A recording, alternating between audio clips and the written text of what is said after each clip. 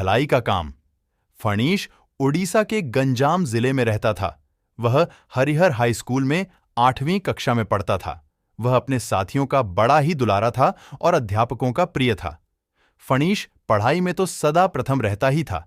इसके साथ साथ खेल-कूद, वाद विवाद आदि प्रतियोगिताओं में भाग लेता। स्कूल में विविध रचनात्मक कार्यों को करता और पुरस्कार पाता। अपने साथियों से वह प्रेम भरा व्यवहार करता, उनकी सहायता करता, सहयोग देता। वह अध्यापकों का सदा सम्मान करता, उनकी आज्ञा का पालन करता था। इन सब के कारण ही फणीश अपने स्कूल का सबसे अधिक लोकप्रिय छात्र था। एक दिन फणीश स्कूल जा रहा था। उस दिन उसे कुछ देर हो रही थी, इसलिए वह सीधे रास्ते से न जाकर छोटे रास्ते की ओर मुड़ गया। यह रास्ता सुनसान पगडंडी से होकर जाता था। फणीश तेजी से चला जा रहा था।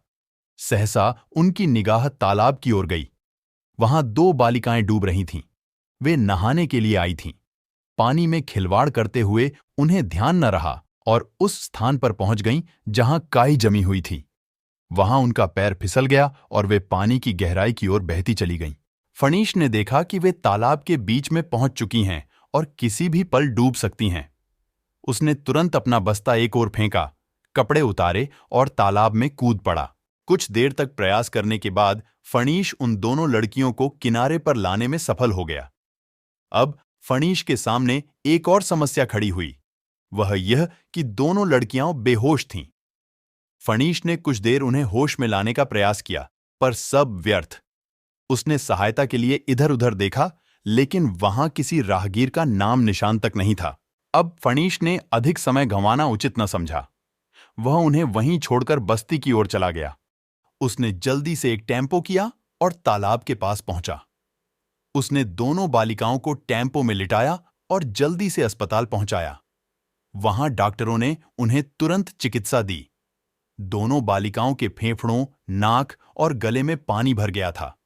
यदि जल्दी ही उन्हें पानी से न निकाला जाता तो सांस घुट सकती थी। बालिकाएं काफी देर के प्रयास के बाद होश में आईं। तब फणीश ने उनसे घर का पता मालूम किया। एक पुलिस अधिकारी की बेटी थी तो दूसरी उसके स्कूल के अध्यापक की पौत्री। दोनों के अभिभावकों को सूचित कर दिया गया। बालिकाओं के पानी में डूबने की बात जानकर उनके अभिभावक दौड़े चले आए। अस्पताल आकर उन्हें सारी घटना का पता लगा तो उन्होंने फणीश को गले लगा लिया। उसके कारण ही आज उनकी बालिकाओं के प्राण बचे थे। उसने अपने आप को खतरे में डालकर भी उनकी रक्षा की थी। हरिहर स्कूल के अध्यापक फणीश की पीठ पर हाथ फिराते हुए कहने लगे, शाबाश फणीश, शाबाश, तुमने अपने गौरव के अनुरूप ही यह महान कार्य भी किया है।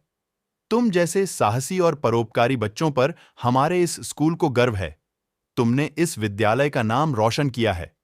अध्यापक ने प्रधानाचार्य को सारी घटना बताई। फणीश ने 2 बालिकाओं के प्राणों की रक्षा की है, यह जानकर वे बहुत प्रसन्न हुए।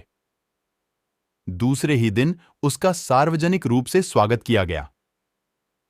इस अवसर पर फणीश के माता-पिता को भी बुलाया गया था। अपने बेटे को इस प्रकार सम्मानित देखकर आज अत्यधिक प्रसन्न थे।